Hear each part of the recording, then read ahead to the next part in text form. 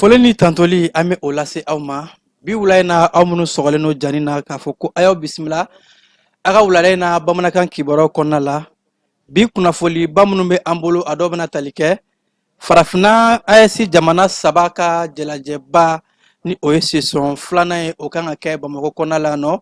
ka daminɛ décembre kalo tile 22 ka taa bila a tile 23 la Mali musow ka welelikan mun bɔra an ka musow mun ka caw ɲɛsin bɛ du denbaya ani musow ka kɔɲɔw la ka lase AES muso jɛkulu olu bɛ an ka jamana kɔnɔna la Mali muso bɛɛ lajɛlen ka wele bila u ma k'u labɛn tile fila ninnu bɛɛ lajɛlen ka bɔ ka se ka taa dunanbaw ka o bisimila ani baaraba minnu kan ka kɛ o kɔnɔna la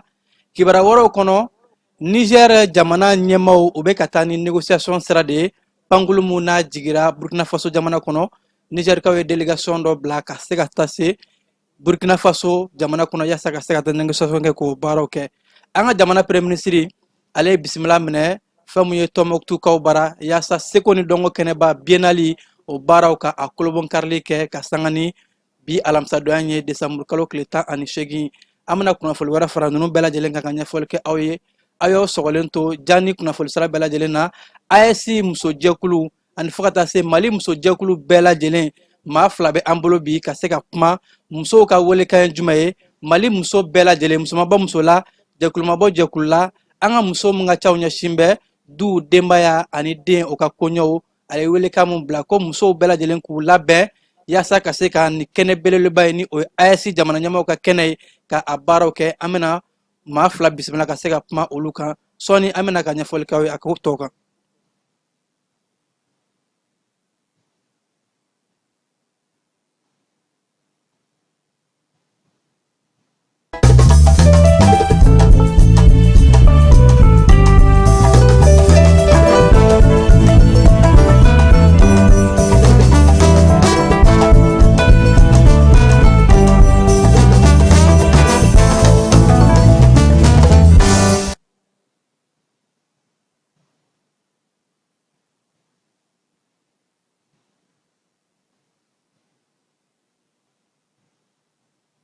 An ka ɲɔgɔn dɛmɛ ka binkɛnikɛlaw ni maafalaw ni walijugutigilamɔgɔw kɛlɛ a y'anw dɛmɛ an k'aw dɛmɛ ka binkɛnikɛlaw ni maafalaw ni walijugutigilamɔgɔw kɛlɛ n'a ye kunnafoni sɔrɔ binkɛnikɛlaw ni maafalaw ni walijugutigilamɔgɔw kan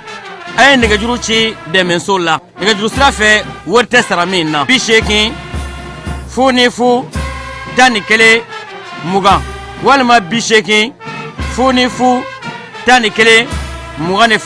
walima 98 17 36 75 ngo 98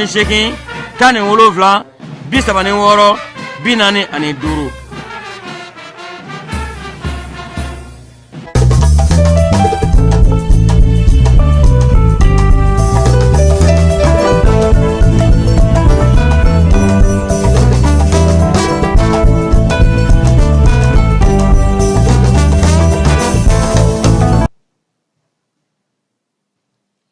An bɛ segin k'aw fo n'a fɔ n kun y'a fɔ a ye cogo min na Mali musow bɛ ka welekan bila ko Mali muso bɛɛ ka bɔ kulumabɔ kulu la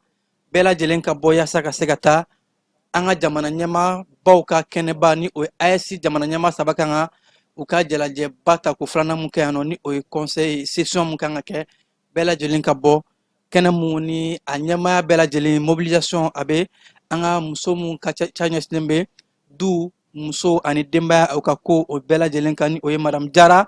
Jɛnɛba Sanogo ye maa minnu bɛ ministre so tɔgɔ la ani fo ka taa se AES musow ka jɛkulu min sigira an ka jamana kɔnɔ ni a ɲɛmaaya bɛ madame Danbɛlɛ Ayisata Mbaye bolo o musow bɛɛ lajɛlen tɔgɔ la maa fila bɛ an bolo yan bi n'o dɔ bɛ tali kɛ madame Makalu Bintu Kone ni ale yɛrɛ ye jɛkulu in secrétaire n'ale ka caw ɲɛsin bɛ relation extérieure ma ani coopération ka se ka taa ka kuma ni maa wɛrɛw ni ɲɔgɔn cɛ ani fo ka taa se maa filanan bɛ an bolo o ye madame Samabali Fatumata Sumunu ale ye Mali alisilamɛ musow olu ka jɛkulu ɲɛmaa muso ni o ye Kaja Togo la ale bɛ yan nɔ o tɔgɔ la yasa ka se ka kuma Mali musow bɛɛ lajɛlen ye welekan mun bɛ yen nɔ musow u jɔyɔrɔ ka bon bɛɛ b'a dɔn k'a fɔ mobilisation na ni musow bɔra a bɛ kɛ seba ye a bɛ kɛ réussite n'a fɔ an bɛ ka mun laɲini cogo min na an bɛ kuma di an ka maa welelenw ma an b'a daminɛ an ka malimatu la ale ye alisilamɛ musow ka tɔnba INAFEM o maa ye madame Sama Bali Fatoumata Soumounou i ni ɲankuma i bisimila an ka plateau sanfɛ. الرجيم بسم الله الرحمن الرحيم اللهم صل على سيدنا محمد وعلى آل محمد وسلم تسليما كثيرا أفضلنا لابا على كأنيامولو جمانا على كأسماء كبيان كليا سباتيا كونو كبوكا تلسومي نافلا كونو نيه كبارك لا بلا جليفو ukatimida dia ukachesirila ko shini kana ni labangu nyuma alaka danu ma nyeta bada alaka danu ma kuma nyeblala nabi de folo hakato beninga sallallahu muhammad. D'accord, ami fo yanga wole la me a jara anye maflana oye madame Makalu Bintu Kone ale ye muso cesirila yanga jamana kono muso jakulu caman be no abe olu maw wele kosɛbɛ ka muso wele ka se ka u jɔyɔrɔ fa fɛn mun ye jamana ɲɛta ye nga fɛn mun ye ASC muso farala ɲɔgɔn kan ka jɛkuluba mun sigi Mali ka section ale be o kɔnɔna la secrétaire mun ka caw ɲɛsin bɛ kɔkancaw ma relation extérieure ani coopération ale o secrétaire ma ye a be baara kɛ o kɔnɔna la madame Makalu i ni ɲankuma. Ba mara i ka kɛnɛ Amba baasi t'i la ba folikan kun fɔlɔ jumɛn bolo ka lase an lajɛbagaw bɛɛ ma. Bismillahirrahmanirrahim. Auzu billahi minash shaitanir rajim. Ya fo cogoya min a tɛ tɛmɛ o kan. Don b'a fila min na ɲɛsinan b'a ma an nana o hukumu de kɔnɔ min ye an ka jamanatigi fila ka taa kɛ sabanan ma o ye o ka session kunbɛli fila o filanan in de bɛ n'a kɛ an bara fɔlɔ kɛra ɲaamɛ sisan filanan bɛ n'a kɛ yan Bamakɔ ni ala sɔnna 22 ni 23 décembre kalo tile 22 ani 23 an ka président général d'armée Assimi Goïta a bɛ na a balima fila in parce que an ye du kelen denw de ye an ye balimamaw de ye a bɛ na Ibrahim Traoré k'a fara général Abdurahman Tchani Ɲame président a bɛ n'u bisimila yan baara fɔlɔ min kun daminɛna ale de kɛra président ye ala y'a sababu kɛ k'a di an Mali ma an de bɔra n'a fɔlɔ ye sisan ale fana a bɛ n'a yɛlɛma k'a di Burkina ma parce que fɛn min don aw yɛrɛ y'a mɛn ni mɔgɔw jɛra ka bɛn ko la dɔ bɛ dɔ ta k'a tɛmɛ ka di dɔ ma o fana b'a ta ka di dɔ ma an b'o hukumu de kɔnɔ ala sago b'a la. Ayiwa musow jɔyɔrɔ jumɛn bɛ nin wulikajɔba in na mobilisation min kan ka kɛ musow jɔyɔrɔ bɛna kɛ jumɛn ye a mobilisation na. Ayiwa ne kɔni y'a fɔ ko ka dunan bisimila du kɔnɔ fɔlɔ o kɔni ye muso jɔyɔrɔ de ye fɛn fɛn n'a bɛ na so kɔnɔ muso de bɛ sɔrɔ ka a bisimila n'a fɔra fana an ka jamana de bɛ na bisimilali kɛ ni muso ma ye o la a ko a bɛ kɛ ko to ka jɛ ministre de la promotion de la femme a ka baara hukumu kɔnɔ madame Jara Janaba Sanogo mobilisation min bɛ n'a kɛ o sous commission b'ale de bolo yaro nin baara suguya ninnu n'a bɛ n'a kɛ jɛkulu de bɛ fara ɲɔgɔn kan an ni yɔrɔ de bɛnna o ma kunbɛli o kɔrɔ a dira Mali muso bɛɛ Mali muso bɛɛ lajɛlen a ka yamaruya kɔnɔ an bɛ wele mada y'a fɔ cogoya min Mali muso yɔrɔ bɛɛ k'a daminɛ fo ka Kidira fo ka taa se Kidali muso bɛɛ k'a dɔn nin don maa sɛnɛ fila koba ala de ka bon n'a ye o de b'an bolo an balima ninnu bɛ na ka na u ye baara min kun latigɛ ka na perepere latigɛ koba minnu n'u bɛ na a sigi deuxième session na u ka ɲɔgɔn dalajɛ filanan in na o hukumu minnu min b'a kɔnɔ k'a fɔ jamanadenw k'a dɔn san kelen baara min n'a kɛra Bamakɔ yan an bɛɛ y'a ye u bɛ na min boloda sisan o de fana bɛ na perepere latigɛ ka sɔrɔ k'a di capitaine Ibrahim Traoré ala barika la. Ayiwa madame Sama Bali Fatoumata Soumounou an bɛ taa i fan fɛ e bɛ yan nɔ Mali musow bɛɛ lajɛlen ka jɛkuluba mun bɛ yen ni o ye Mali alisilamusow ka jɛkulu o tɔnba i n'a fɛn mun o ɲɛmaamuso dankan Kaja tɔgɔ la i bɛ ale tɔgɔ la welekan jumɛn bɛ e bolo nin waati in na ka ɲɛsin Mali muso jɛkulu bɛɛ lajɛlen ma u bɛ se ka bɔ cogo min na ni donba ninnu na ka se ka taa jamana ɲɛmaaw ni o ye dunanbaw ye k'u bisimila. alhamdulillah rabbil alamina ka bɔ ka an filɛbaa jɛkulu n'an lamɛnbaa jɛkulu bɛɛ lajɛlen fo Mali kɔnɔ ani Mali kɔ kan k'a fɔ ko an sigi kun yan o tɛ dɔwɛrɛ ye Mali musow ka tɔnba n'o ye Union des femmes musulmanes du Mali n'a ɲɛmɔgɔ talen bɛ k'a di madame Jakite Kaja Togola ma o de y'a fɔ k'an ka bɔ an bɛ ka kuma n'ale de ye ale nɔ na ko Mali muso bɛɛ lajɛlen ka welewele da ka si a bɛɛ lajɛlen ma ko an ka jamana saba in n'o ye an sigiɲɔgɔn jamana ninnu ye o kuma na olu ka ɲɛmɔgɔw kun dalen bɛ an kan n'o ye Général Abdraman Chani ye ka bɔ Niger ani Capitaine Ibrahim Traoré ka bɔ Burkina ko kuma na Mali dɔnna ni jatigiya mun ye ka kɔrɔ n'o de ye anw jogo ye ka kɔrɔ n'a ma min fara a kan k'an ka n'u bɔ a la Mali muso bɛɛ lajɛlen ka jɛ k'i sigi k'i tulo kɛrɛbɛ sigi bɔ n'an ye tabale gosi k'a mɛn dɔrɔn 22 23 ko o ko min na Mali kɔnɔ yan k'u bɛɛ lajɛlen ka bɔ i ko kɔnɔkulu ka taa dinanba ninnu kunbɛn ni nisɔndiya ni kunkɔrɔta ni wasa ye k'a sabu kɛ mun ye Mali la yan kunu an bɛɛ ma tɛmɛnen ninnu u dɔnna ni dinan ni jatigiya de ye surafana kun bɛ tobi k'a bila hali ni dinan mana bu dɔ bɔ k'a bila ko ni dinan nana a kana na si kɔngɔ na a b'o dun ni dinan ma na a tɔ bɛ bila denmisɛnninw b'a kalaya k'a kɛ ko tosira wali basisira waati bɛɛ lajɛlen daraka b'o cogo la tilela b'o cogo la hali tilela mana mɔ n'u ye dɔ bɔ k'a bila ko dinan ka mana na dinan kɔnɔtɔ ka na to o tuma na denmisɛnninw n'a ma ye a bɛ kɛ wulalafana ye o bɛ gɔ o bɛ di denmisɛnninw ma o tuma Mali dɔnna ni o de ye waati bɛɛ lajɛlen dinan ɲɛ sigilen tun don anw fɛ Mali la yan waati bɛɛ lajɛlen dinan yera o a ma ye o k'a ɲɛ sigilen tun don an fɛ Mali la yan o tuma na kira yɛrɛ alayhi salatu wa salam ale m'i da don o kan koyi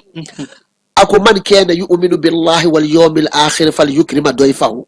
ko ne maa min de ku dale do ala la ka da ka dola bala kiki ka na bonya wa Mali ye baara kɛ ni hakilila de ye kabi kunu tɛmɛnen na fo ka na bila an fɛ an bɛ don min na i n'a fɔ bi ko wani min ma fara ka fɛn ka na bɔ a la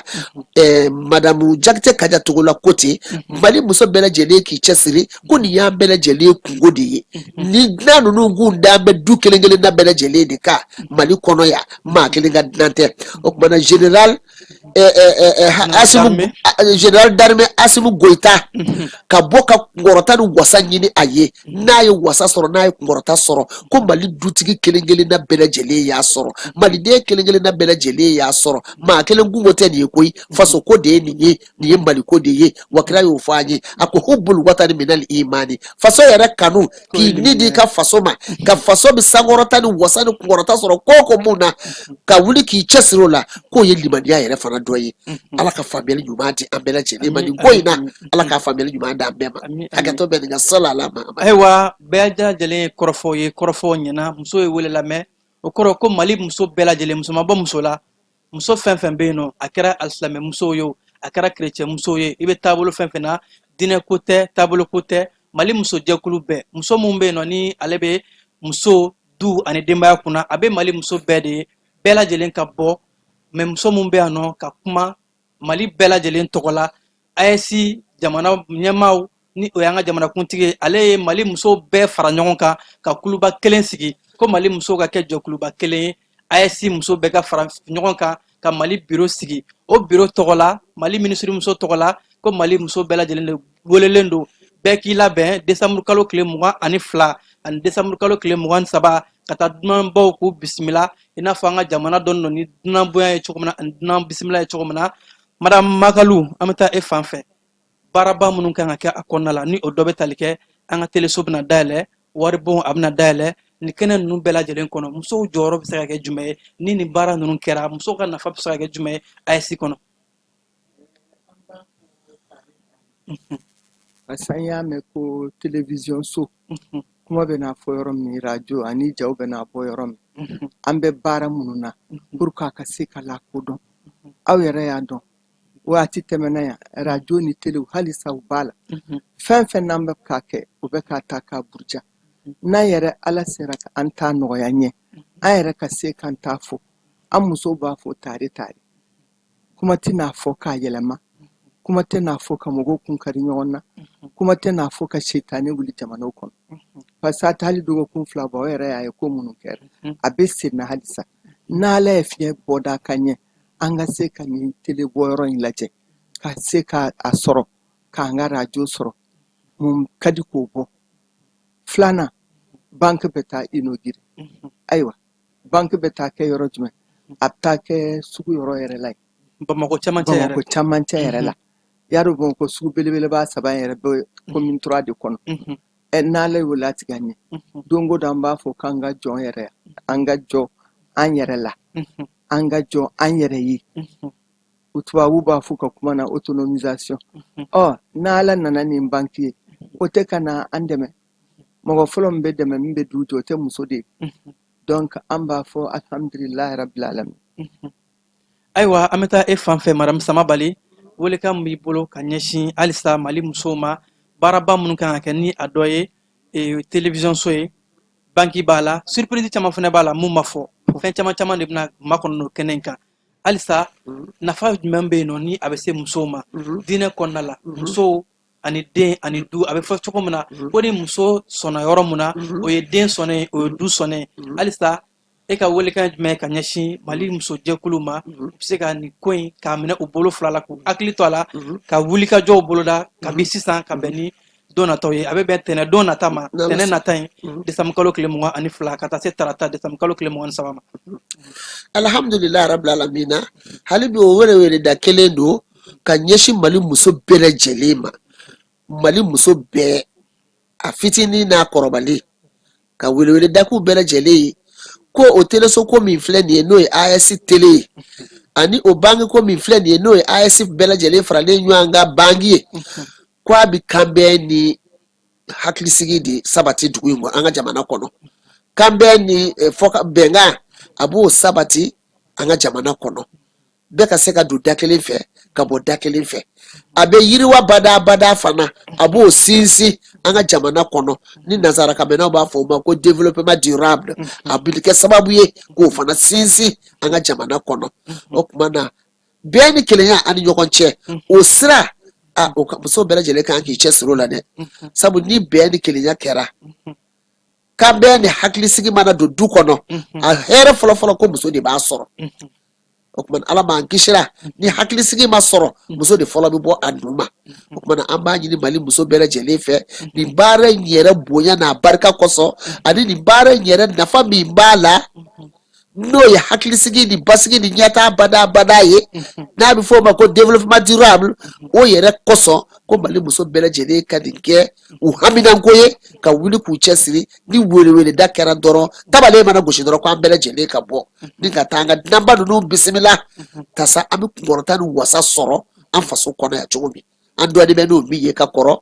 na ni jatigiya hukumu kɔnɔna na. D'accord bamananw ko ni kuma janyana a nafa ye mun ye a ka se ka faamuya maaw mago bɛ mun na o ka dɔn madame Magalu ɲininkali laban bɛ ne bolo k'a di i ma o de ye jamana ɲɛmaaw ye musow jɔyɔrɔ d'u ma kosɛbɛ AS kɔnɔ AS kulu farala ɲɔgɔn kan jamana ɲɛmaaw yɛrɛ ye u fanga fara ɲɔgɔn kan an ka jamana ɲɛmaa yɛrɛ ka laɲini kɔnɔ ko Mali musow ani AS musow ka kuluba sigi ka se ka Mali ka bureau ka o sigi madame Magalu e yɛrɛ bɛ o bureau kɔnɔ o mun bɛ ka baara kɛ Mali muso bɛɛ lajɛlen tɔgɔ la yalima jamana ɲɛmaa ye o hakilina mun ta ka tɛmɛ muso ni du ni denbaya ministre muso ale ka hakilinaw fɛ ka Mali muso fara ɲɔgɔn kan yalima a diyara Mali musow ya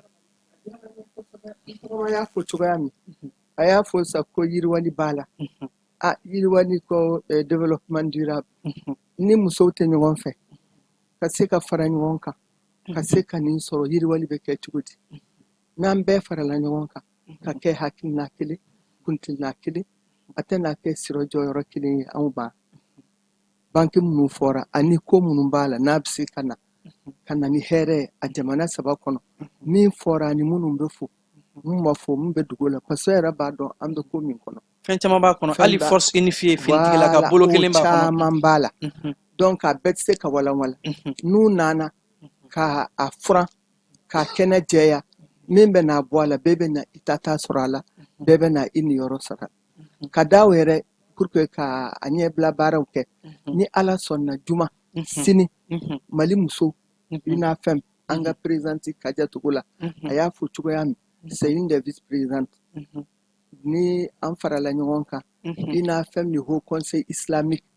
u bɛ na kuranɛ kalan belebele b'a bolo da misiri b'a kɔnɔ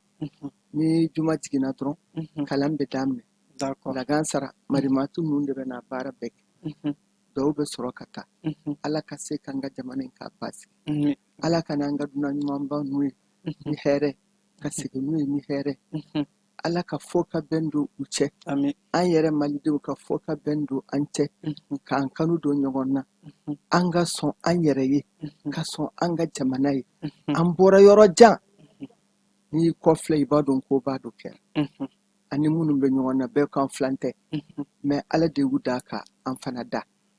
an k'an banjɔ a bɛ kɛ cogo o cogo k'a kɔngɔ muɲu k'a minɔgɔ muɲu k'a tɔɔrɔ muɲu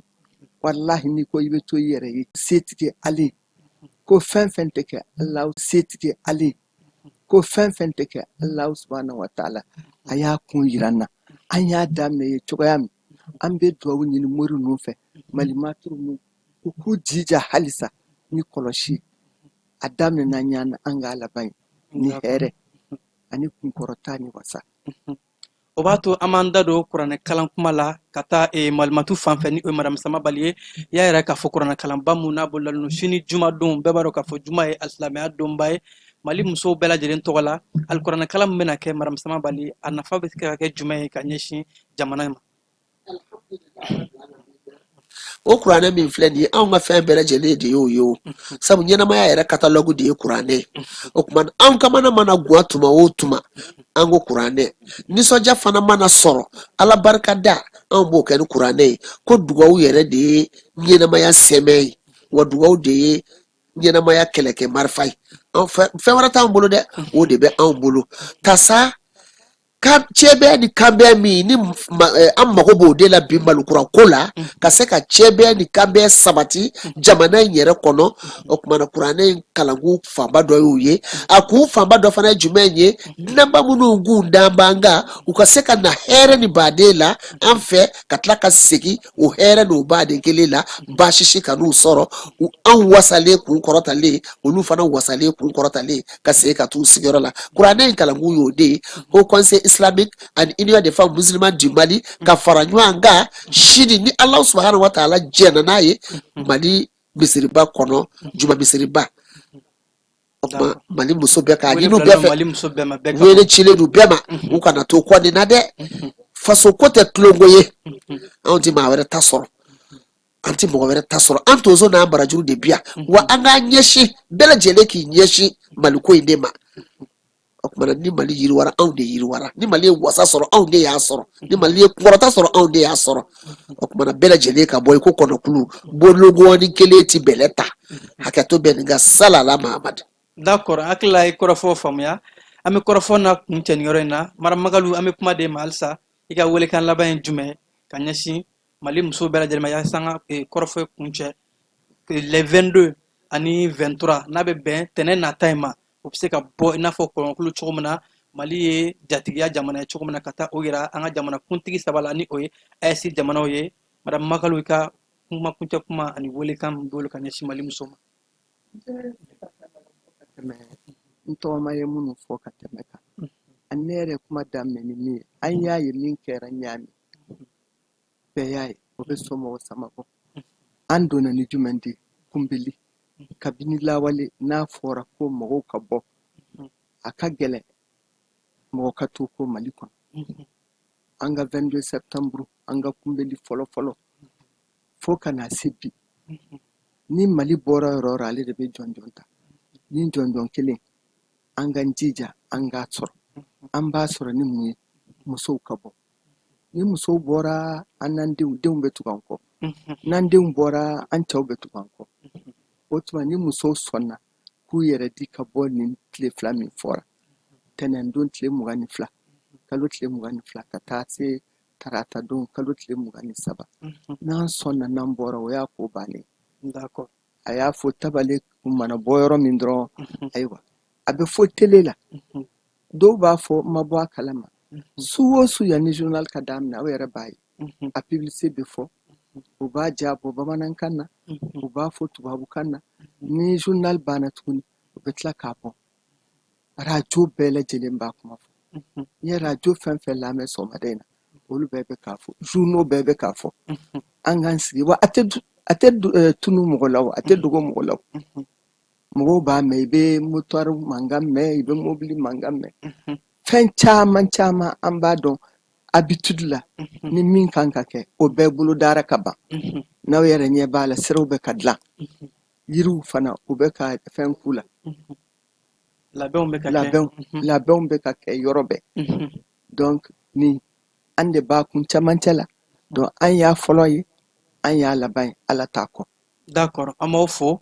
ani maa min tun bɛ ka kuma AES musow ka weleli kan o tɔgɔ la o de ye madame Makalu Bintu Kone ale ye muso ɲɛmaa ye wa musojɛkulu min sigira an ka jamana kɔnɔ AES musojɛkulu ka faraɲɔgɔnkuluba ni o ɲɛmaa bɛ madame Damel Aissata Mbaye bolo ale ye o bureau maa ye secrétaire don mun bɛ relation extérieure ani coopération o kunna fo ka taa se Mali alisilamɛ musow ka tɔnba mun bɛ yen nɔ ni o ye INAFEM ye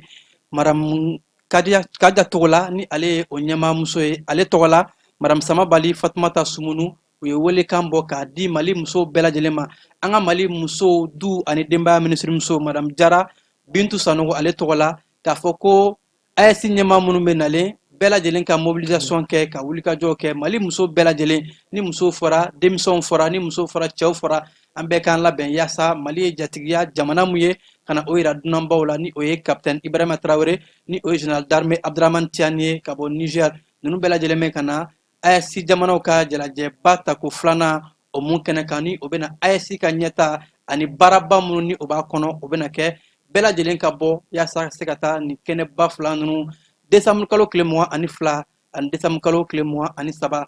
an bɛ to kunnafoni bɛ to sen na ka se ka kunnafoni wɛrɛw lase an ma keba an bɛ taa fanfɛ sɔɔni ka se ka na n y'a fɔ cogo min na premier ministre ale bɛ Tɔnbukutu nin waati in na an bɛna sɔɔni ka na kunnafoni tɔw k'o lase aw ma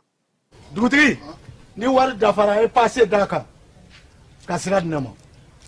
Sunkalo e kunkolo a tɛ yen dugu wari ko o d'i ma fo dugu ani dugu dun wari t'a de o kɔni kuma t'a la sa e ka sama mɔnɛ to yen i yɛrɛ ta sitan Sidi ka numéro filɛ nin ye wari ci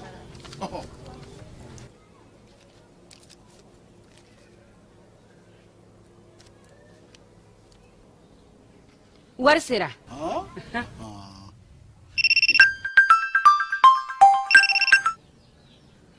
allo i ye wari sɔrɔ o ɲɛ na tiɲɛ yɛrɛ la ko ni sama bɛ maa min ɲɛ ko n komi t'i gosi ngonga sama mɔnɛ i yɛrɛ ta a sɔngɔ ka nɔgɔn ni Mali wari ci sira bɛɛ ye dépôt ye fu ye wari bɛ ci fu ni application ye wa bɔsara ye musaka fitinin ye sama mɔnɛ ji ni courant bɛ sara n'a ye crédit bɛ ta n'a ye sanni feere bɛ kɛ n'a ye sama mɔnɛ nin y'anw maliyɛnw ta ye a y'a si filɛ ka nkalon bɔnda keba an bɛ taa ɲɛ n'an ka kibaruyaw ye komi n'a tɛmɛna Burkina Faso ani Niger ni ɲɔgɔn cɛ ni AES jamana ɲɛmaaw bɛɛ lajɛlen ye cikan bɔ ka yɛrɛ k'a fɔ Burkina Faso kaw ye anw ka sanfɛ sira ka sɔsɔ ka sɔrɔ a ma kɛ ni sariya ye o koɲɛw bɛɛ lajɛlen ko Nigeria jamana avion o ye AES sanfɛ sira ka sɔsɔ Burkina Faso jamana ɲɛmaaw ka fɔ la siratigɛ de la ko in ye tiɲɛ di AES jamanaw ma an bɛ don min na ko bi bawo a yɛrɛ la k'a fɔ Nigeria ye délégation baro bila ka na Burkina Faso jamana kɔnɔ yaasa ko ka na kumaɲɔgɔnw kɛ ka yafama deli kɛ Burkina Faso jamana ye bawo u yɛrɛ ye jɔnwala fɔ k'u ye AES ka sanfɛ sira ka a sɔsɔ ko in ko ka a dilan sigikafɔ ani kumaɲɔgɔnya ka sanga ni décembre kalo tile 17 in ye Nigeria kaw ka kɔkancɛw minisiri ni o bɛ tali kɛ Yusufu Matema Tugar ale ye fo ka taa se ani délégation dɔ u nana Burkina Faso jamana kɔnɔ yaasa ka na kumaɲɔgɔnw kɛ ni Burkina Faso ɲɛmaaw ye o de se tɛ la o yɛrɛ k'a fɔ ko in an k'a fɔ an ni ɲɔgɔn cɛ bɛnkan ka sɔrɔ a la ka kɛ dialogue ye o siratigɛ de la Burkina Faso jamana ɲɛmaaso olu ye maa ninnu bisimila kumaɲɔgɔnw kɛra kumaɲɔgɔn min kɔnɔ ni Nigeria kaw yɛrɛ k'a fɔ u ka jamana ɲɛmaa o tɔgɔ la ni o bɛ tali kɛ Bola Ahmed Tinubu ye ko Nigeria jamana bɛ yafa deli kɛ Burkina Faso ye bawo u ye sanfɛ sira ka don a kɔnɔ ka sɔrɔ a sariya t'u bolo u y'a violer o de la ko kumaw kɛra kumaɲɔgɔnya nafama ye avion mun bɛ yen nɔ ni o ye C30 ye ni a kumaw ŋununukan cayara ni dɔw yɛrɛ tun bɛ ka yɛrɛ k'a fɔ ko AES maaw ye kuma minnu fɔ a dalilu t'u bolo tiɲɛ waati ye tiɲɛ di AES jamanaw ma an bɛ don min na ko bi ni o kɛra sigikafɔ ani fo ka taa se nizerakaw y'a ɲini k'a fɔ ko kumaw ka kɛ yaasa pankulu in ale minɛlen don an bɛ don min ko bi burkina faso ɲɛmaaw fɛ nka don tɛmɛnenw na burkina ɲɛmaaw tun y'a ye k'a fɔ pankulu kɔnɔ mɔgɔw ka olu labila nka pankulu yɛrɛ o tolen bɛ yen yaasa ka se ka pankulu yɛrɛ ka a labila sa Nigeria jamana maa minnu nana cɛfɔ ani kanbɛla ani yafadeli la ko kumaw bolila u ni ɲɔgɔn cɛ u ni burkina faso ɲɛmaaw ni ɲɔgɔn cɛ a kɛra kuma nafamaw ye bɛɛ lajɛlen ye ɲɔgɔn lamɛn ko an ka kuma sigiɲɔgɔnya la ka se ka bɛn ani basigi ka a sinsin jamana fila ninnu ɲɔgɔn cɛ o yɛrɛ k'a fɔ kumaw kɔni kɛra nisɔndiya ani ɲɔgɔn bonya o kɔnɔna de la bawo ko burkina fasokaw ye bonya ani fo ka taa se sigiɲɔgɔnya ka o yira Nigeria jamanaw la minnu taamana ka na se u ma yaasa ko in ka kɛ ko in kɛra yɔrɔ ye tuguni Nigeriakaw ka kɔngɔcɛw minisiri a y'a laɲini ko burkina faso ani AES jamanaw ko an k'an fanga fara ɲɔgɔn kan yaasa bamanciya wale tigilama minnu kɛn bɛ ka fɛn min ye farafina jamana dɔw ka olu sɛgɛn an ka se ka olu kɛlɛ ɲɔgɔn fɛ bawo ko bamanciya wale ani lakanako maa kelen ka ko tɛ bɛɛ kan ka i fanga fara ɲɔgɔn kan yaasa ka se ka o baaraw ka o sinsin nka ko nin kumaɲɔgɔn ninnu gɛrɛɲɔgɔnya in kɔni a kɛra sira ɲumanw fɛ bawo bɛnkanw ani fo ka taa se ɲɔgɔn lamɛnw olu kɛra kɛnɛ kɔnɔ ni mun bɔra o ko la don nataw la o de bɛna bugunatigɛ keba an bɛ taa tajiko sira fɛ an ka jamana kɔnɔ jɛkulu min sigilen don yaasa ka se ka kuma tajiko la ni o ye comité de crise ye gestion de catastrophe olu ye cikan bɔ ka sanga ni bi alamisa desanburu kalo tile 18 ye y'a yɛrɛ k'a fɔ ko taji donni kun sumayara dɔɔni nin sanga in na o de kɛra sababu ye waati damadɔni kɔnɔ maaw tun y'a ye k'a fɔ aran tun bɛ ka commencer ka kɛ station na nka ko jamana ɲɛmaaw ani fo ka taa se jɛkulu in u ye wulikajɔw teliya yaasa taji donni ye sumayali mun kɛ o mun a baaraw ka se ka kɛlɛ ka bɔ yen joona ko u ye waati telimanw de bila sen kan ka baaraw kɛ ko k'a daminɛ desanburu kalo tile 8 ka taa bila a tile 14 na bɛɛ ye k'a fɔ ko tun bɛ ka gɛlɛya nka ko bɛɛ k'a dɔn k'a fɔ stɔku bɛ yen foyi ma bɔ bilankɔrɔ la mara kɛlen bɛ yen nka taji minnu kan ka don o donni de tun sumayara dɔɔni o de tun bɛ ka a to aran tun bɛ ka commencer nka ko u ye fɛɛrɛ bɛɛ lajɛlen bila sen kan wulikajɔw bonyana jamana ɲɛmaaw fɛ o ye nɔgɔnni bɛɛ lajɛlen na yaasa tajiko gɛlɛya malidenw kana ye ko maaw bɛ se ka jigisigi sɔrɔ k'a fɔ tile 2 in na wulikajɔbaw kɛra ka sanga ni kunu ni bi ye ko taji sitɛrɛni mun donna a bɛ taa 350 hakɛ la o b'a yɛrɛ k'a fɔ malidenw bamakɔkaw bɛɛ lajɛlen ka jigisigi sɔrɔ k'a fɔ tajiko gɛlɛya tɛ yen wa waati kunkurunin mun kɛra ko a kun cɛra bawo baaraw bɛɛ lajɛlen a teliyara wulikajɔw kɛra jɛkulu in fɛ fo ka taa se douane maaw ka wulikajɔw kɛ yaasa hakilina mun kun tara k'a fɔ taji sitɛrɛni kana tɛmɛ tile 1 kan douane kɔnɔ ko o baaraw de bɛ to sen na ani fo ka taa se tilani kan ka kɛ cogo min na malidenw ka taji sɔrɔ o baaraw bɛɛ lajɛlen bɛ to sen na ko malidenw bɛɛ lajɛlen ka basigi karamɔgɔ an hakili fara ɲɔgɔn kan jɛkulu bɛ baara la ni o ye jɛkulu min sigilen don comité de crise kama yaasa malidenw kana tajiko gɛlɛya ye wa ko yɔrɔ minnu bɛ yen nɔ fo ka taa se marabolikɔnɔnaw bɛɛ lajɛlen wulikajɔw bɛ ka kɛ a kama ko cɛfini tabaw u tun bɛ baara min na ka se ka taji mɔbiliw ka a escorter foyi ma bɔ baaraw la wa wulikajɔ bɛ ka kɛ a cogo ma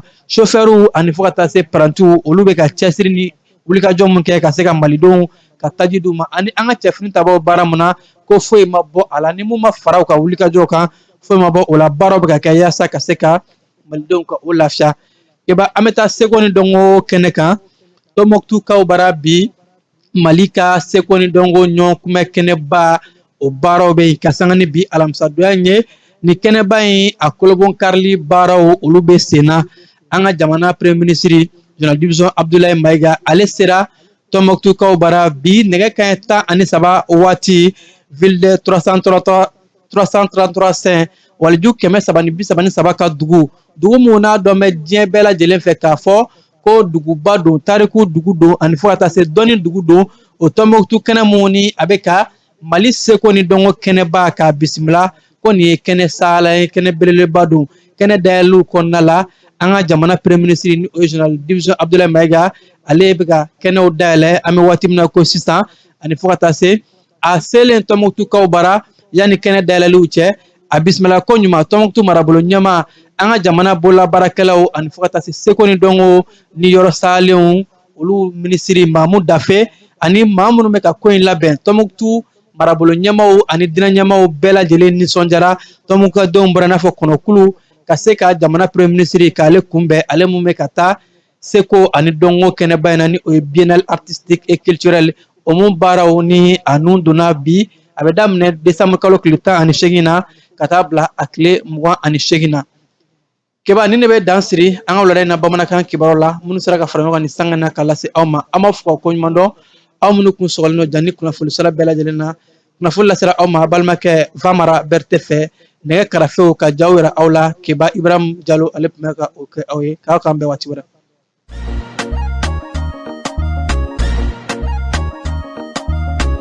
Aw bisimila hôtel Lafiya la n'i ko hôtel Lafiya wulikajɔw bolodalen don walasa aw bɛ se ka lafiya sɔrɔ cogo min na ani hakilisigi aw ka séjour la anw fɛ Mopti yan kɛrɛnkɛrɛnnenya la Mopti Sevare ka kɛ ni kurantigɛtigɛ ye min ye hôtel Lafiya Sevare ale ye wulikajɔw boloda ka se ka min ye awa fɛɛrɛ kɛrɛnkɛrɛnnen dɔw ta walasa aw bɛ se ka lafiya sɔrɔ cogo min na aw ka séjour la hôtel kɔnɔna na n'o ye ka panneau solaire installé min ye kurantigɛtigɛ o degun aw kana o ye séjour la l'hôtel yɛrɛ kɔnɔna na réservation ka kɛ kabi sisan min b'a to aw bɛ se k'aw ka séjour kɛ k'a sɔrɔ tɔɔrɔ tɛ aw kan degun tɛ aw kan hôtel Lafiya. Hôtel Lafiya ale filɛ nin Sevare Bangetaba yanni ka se aéroport sirafara ma station laban i kiniboloya fan fɛ i bi jigin o carré fɛ mètre 200 bɔɲɔngo Hôtel Lafiya ale cokolen bɛ i kiniboloya fan fɛ i bɛ se ka weleli kɛ nɛgɛjuru siraw fɛ 21 42 14 11 76 01 01 98 66 78 72 04 Hôtel Lafiya